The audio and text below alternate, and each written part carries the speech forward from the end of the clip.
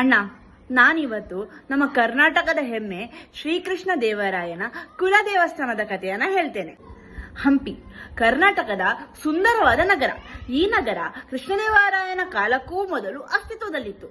ಆದರೆ ಕೃಷ್ಣದೇವರಾಯನ ಕಾಲದಲ್ಲಿ ಈ ನಗರವು ತನ್ನ ಸುವರ್ಣ ಯುಗವನ್ನು ತಲುಪಿತ್ತು. ಅದು ಯಾವ ತರಹದ ಸುವರ್ಣಯುಗವೆಂದರೆ, ಬೀದಿಗಳಲ್ಲಿ ಚಿನ್ನ ಹಾಗೂ ವಜ್ರಗಳನ್ನ ಸೇರಿನ ರೀತಿಯಲ್ಲಿ ಮಾರಾಟ ಮಾಡುತ್ತಿದ್ರು.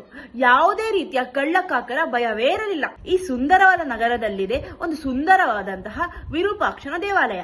ಈ ದೇವಸ್ಥಾನದ ಹಿಂದೆಯೂ ಒಂದು ಒಳ್ಳೆಯ ಕಥೆ ಇದೆ. ಅದು ಏನು ಎಂದರೆ, ಬ್ರಹ್ಮನಿಗೆ ಪಂಪಾ ಅನ್ನುವ ಮಾನಸ ಪುತ್ರಿ ಇದ್ಲು.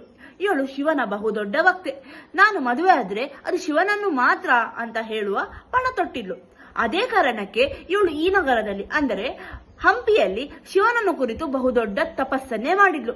ಇವಳ ಭಕ್ತಿಗೆ, ಇವಳ ಪ್ರೀತಿಗೆ ಮನಸೋತಂತ ಶಿವ ಹಂಪಿಯಲ್ಲಿ ಇವಳನ್ನ ಮದುವೆ ಆಗ್ತಾನೆ. ಪಂಪಾ ಎನ್ನುವ ಯುವತಿಯನ್ನ ಮದುವೆಯಾದ ಕಾರಣದಿಂದಾಗಿ ಶಿವನಿಗೆ ಪಂಪಾಪತಿ ಎನ್ನುವ ಹೆಸರು ಇದೆ.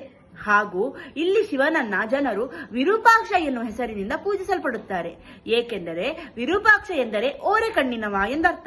ಶಿವನಿಗೆ 3 ಕಣ್ಣು ಇರುವ ಕಾರಣದಿಂದಾಗಿ ಜನರು ಶಿವನನ್ನ ಇಲ್ಲಿ ವಿರೂಪಾಕ್ಷ ಎನ್ನುವ ಹೆಸರಿನಿಂದ ಪೂಜೆ ಮಾಡುತ್ತಾರೆ. ಈ ದೇವಾಲಯಕ್ಕೆ 2 ಗೋಪುರಗಳಿವೆ. ಅದರಲ್ಲೂ ಬಿಸ್ತಪ್ಪಯ್ಯ ಎನ್ನುವ ಗೋಪುರ ಎಲ್ಲರ ಗಮನವನ್ನು ಸೆಳೆದಿದೆ.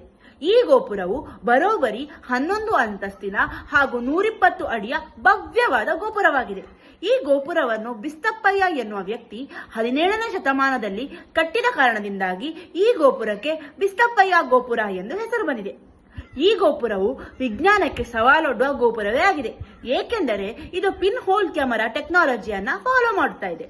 ಈ ಟೆಕ್ನಾಲಜಿಯಿಂದ ಆ ಗೋಪುರದ ಉಲ್ಟಾ ನೆರಳು ದೇವಾಲಯದ ಒಳಗೋಡೆಯ ಮೇಲೆ ಬೀಳುತ್ತದೆ. ಈ ದೇವಸ್ಥಾನಕ್ಕೆ ಪ್ರಭು ಶ್ರೀ ರಾಮಚಂದ್ರನೂ ಕೂಡ ತ್ರೇತಾಯುಗದಲ್ಲಿ ಹೋಗಿದ್ದ ಅಂತ ಹೇಳುತ್ತೆ ಇಲ್ಲಿನ ಸ್ಥಳ ಪುರಾಣ. ಇದೇ ತರಹದ ಇಂಟ್ರೆಸ್ಟಿಂಗ್ ಮಾಹಿತಿಗಳಿಗೆ ನೋಡ್ತಾ ಇರಿ ಗೋ ವಿತ್ ದ ಫ್ಲೋ. ಧನ್ಯವಾದಗಳು.